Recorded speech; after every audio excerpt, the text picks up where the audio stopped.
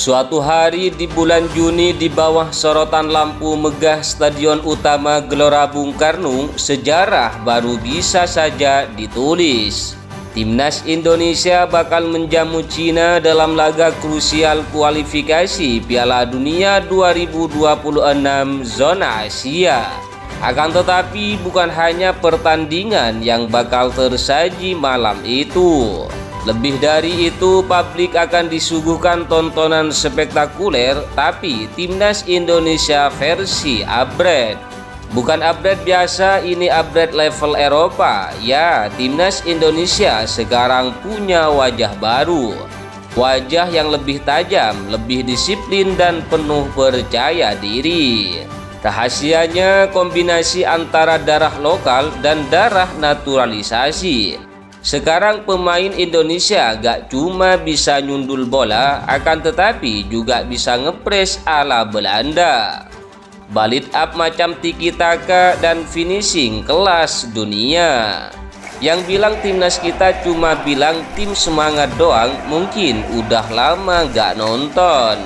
Ingat dulu saat naturalisasi masih dianggap jalan pintas, banyak yang sinis. Akan tetapi sekarang bahkan negara tetangga mulai bertanya-tanya, gimana sih caranya kalian bisa dapat pemain kayak Ole Romeni dan Calvin Verdong? Kita bukan cuma ambil sembarang pemain, proses scoutingnya panjang, selektif, dan gak asal-asalan. Mereka bukan sekedar punya darah Indonesia, akan tetapi juga punya niat dan kemampuan, dan itu yang bikin berbeda. Para pemain ini bukan cuma datang bawa paspor baru, akan tetapi juga mental Eropa yang terbentuk sejak remaja. Mereka tahu kapan harus tahan bola, kapan harus agresif, dan yang paling penting mereka tahu cara menang. Coba bayangin deh, satu tim dengan fondasi lokal disuntik pengalaman Eropa, dibina pelatih sekelas Patrick Kluivert, itu udah kayak resep juara. Ngomongin pelatih, kita harus kasih tepuk tangan buat PSSI yang berhasil menggait Patrick Kluivert. Siapa sangka legenda Belanda yang dulu duet sama Rivaldo dan Ronaldinho sekarang berdiri di pinggir lapangan Gelora Bung Karno.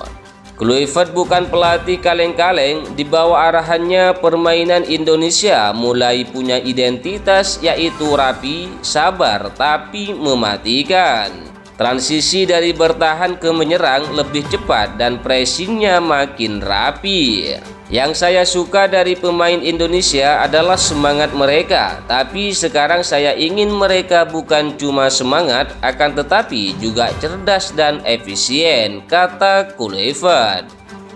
Dan sejauh ini pemain-pemainnya menjawab harapan itu dengan sangat baik.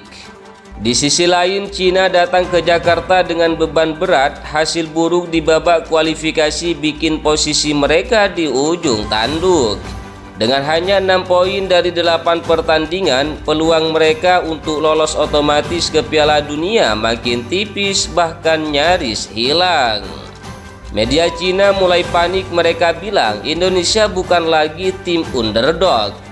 Beberapa media bahkan menyebut pertandingan nanti sebagai laga penuh jebakan. Bukan karena GBK angker, walaupun memang angker, tapi karena timnas Indonesia sekarang sangat sulit diprediksi. Dan jangan lupa faktor tekanan bermain di depan 80.000 supporter yang bergemuruh bisa bikin pemain lawan kehilangan fokus dalam sekejap. Bahkan striker paling tajam pun bisa mendadak bingung arah bola kalau nyanyian Garuda di dadaku menggema dari semua penjuru stadion. Buat siapapun yang belum pernah ke Gelora Bung Karno saat timnas main, kamu belum ngerasain euforia sebenarnya. Ini bukan stadion biasa, ini teater sepak bola nasional. Supporter Indonesia nggak pernah main setengah-setengah. Mereka nyanyi, joget, bawa spanduk raksasa, sampai kadang-kadang nyalain flare. Tapi jangan ya, nanti kena sanksi AFC loh. Yang jelas atmosfer GBK nggak bisa ditiru. Bahkan pemain naturalisasi kita aja sampai bilang, main di sini rasanya lebih gila dari stadion Eropa.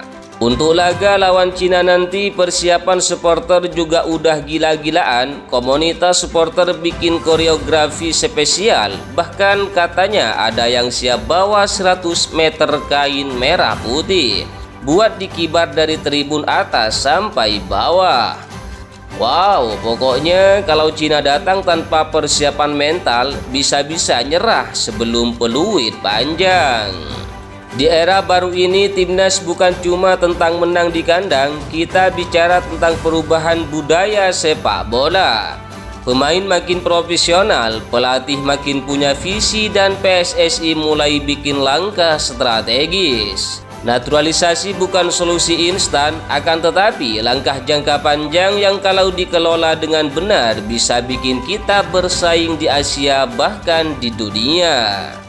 Lawan Cina nanti kita bukan hanya bermain untuk 3 poin, kita bermain untuk mimpi anak-anak kecil yang pengen lihat bendera merah putih berkibar di Piala Dunia. Kita bermain untuk para pendukung yang setia, bahkan saat timnas lagi di titik rendah. Dan yang paling penting, kita bermain untuk membuktikan bahwa sepak bola Indonesia sudah bangkit. Jadi siap-siap ya untuk jadi saksi sejarah. Tanggal 5 Juni jangan cuma jadi penonton pasif, kalau bisa datang langsung ke Gelora Bung Karno.